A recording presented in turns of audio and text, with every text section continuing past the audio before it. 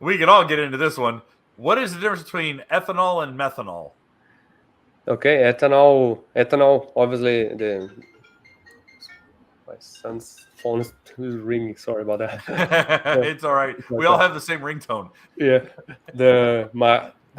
I mean, in terms of tuning, methanol will take a 50% extra more fuel volume to get to the same air fuel.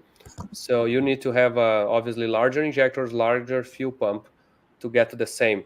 Uh, Methanol, it only it's not susceptible of pre-ignition like by air temperature. It even actually likes hot air because it atomizes better.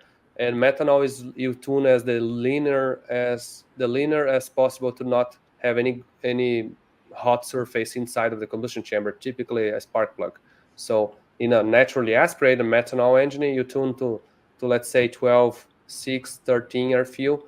In a turbocharger, you go down to 9.0 or even richer than that. It's like 8.5 air fuel if you're using air fuel gasoline or 0.55 lambda.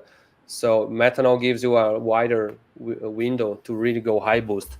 Ethanol, it's slightly mixed. It doesn't allow to. It will misfire if you go that rich. So the power limit on an ethanol engine is slightly less than a methanol, but obviously it's easier because you don't need that much fuel volume. For example, my compound ski, I run ethanol C85. C85, okay. C85 from VP Fuels Okay. because I personally like the combination of having the 15% race fuel on it and the 85% ethanol.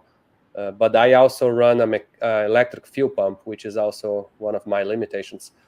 So I cannot run methanol on an electric fuel pump, even being Right. a large air motive brushless, but it's still not enough. Yeah, I ran VP C85 on a Coyote motor that I helped build. Yeah. Made 11. I think we made 1160 on that. That was a hell of an engine. Okay.